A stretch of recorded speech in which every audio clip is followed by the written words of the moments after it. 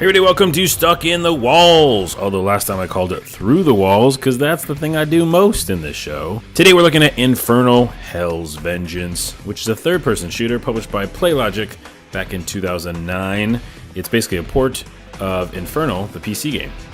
It tells the story of Ryan Lennox, a fallen angel, recruited by Hell to fight Heaven's own secret agency, known as Etherlight. Sorry. Real quick, the helicopter has no detail. Let's get into this story. It's not very good. It's confusing. Other light, angels. This girl freaks me out. Her eyes are scaring me. And then, yeah, he's like, hey, I'm not an angel anymore, so now I can have sex. I can get it on. That's a pro. It's positive. This conversation bores me, and he has some sort of an accent that I can't, nail down. It's something. It's a weird sort of accent. And he's talking about other lights. What? He's just a human now, people, with a tattoo that's cool on his face. You probably got that when he was an angel. Look, I have something very important. She has something to tell you. There's been enter rudeness. Just hold on. Yeah, whatever you're saying is not as important as phone call. Alright, here we are in the game, third-person shooter, shooting things, make sure it blows up. Yep, hey, that worked. Lots of times in these games you shoot things, nothing happens. So just making sure a couple things are actually destructible. Feels real. Here we go, shooting some other things, and I meet a civilian who's afraid. Try to shoot. Nope, I can shoot around him, but not him. So he is lucky today. You're lucky, sir. That, of course, is impenetrable because it's liquor. And that should be impenetrable because that would be a waste. I find this funny jump that seems fun and odd looking. And then, whoa, what was that? Yeah, that freaked out. That lamp was not stable. I shoot her kneecaps off and nothing happens. It's because I can't really shoot her. I just shoot around her. And here's where I realized that I can just run up to people and kind of just punch them. These little... I guess I just kill them with my punches. And they disappear like magic. So anyways, I'm not really getting hurt when I run up into gunfire, which is impressive. Look at my thing, it's 90. Watch how far it goes down when I run to this guy. 89. He hit me for 1 point of damage with his bullets. So no match for my deadly hands. And watch, here I'm gonna knock somebody into awkward position. Go. Ooh! That broke his spine, I'm pretty sure. So yeah, it's kind of weird. I can just rush up on people and take them out. I'm fine with it. Oh, and here comes the weirdness. So, I'm going to pause it right here. So what happens is, in these types of third-person games, sometimes you get to the camera angle, it gets weird, and you see polygons you shouldn't see. You sometimes see in through body parts, whatever.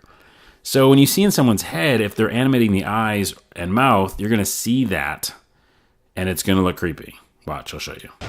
And I won't do it for long because it freaks me out. It's the eyeballs inside, and then the mouth. No nasal cavity, nothing like that. They're not simulating the brain. It could be pretty small if you ask me, with the AI in these games. Anyways, it's really creepy. We gotta stop watching it. It's haunting my nightmares, haunting my dreams. All right, now I notice that you can push some of these objects. So anytime that happens, good stuff for stuck in the walls. I mess with it. As I'm trying to move it, I get kind of in the wall area over here, and notice that you can just punch through it because, of course, most games have soft walls, let's say.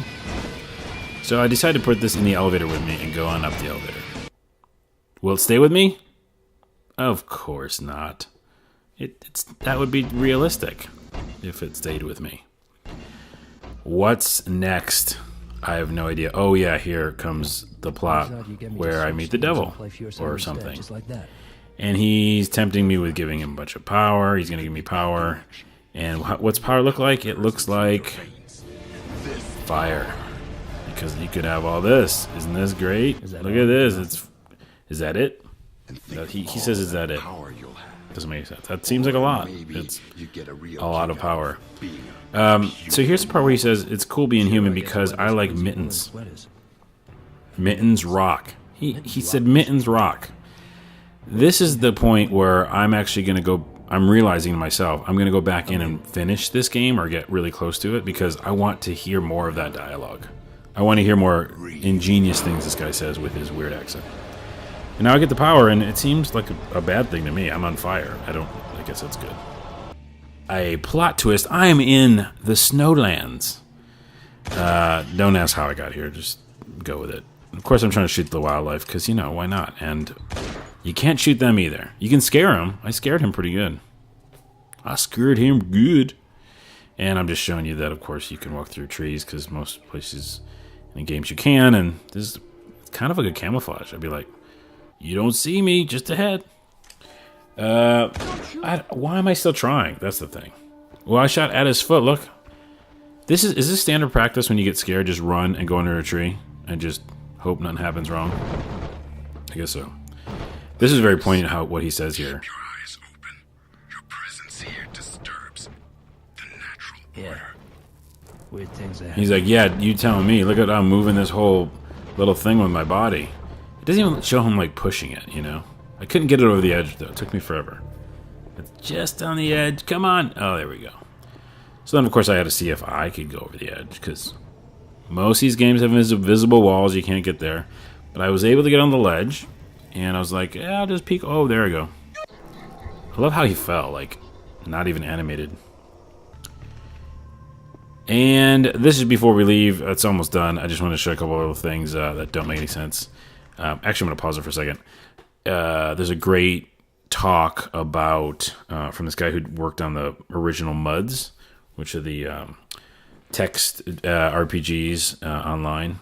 Anyways, I'll put a link in the show notes. But he was talking about how even back then in text, like, basic things worked. Like if you put, you know, something in the water and it was moving downstream, the thing would be on the other end of the river, and, you know, physics and logic happened. And lots of times we have, in quotes, physics in these games, but then when you put things next to each other, like this, like barrel of hay or whatever, next to some flames, nothing happens, even though there are, in quotes, physics.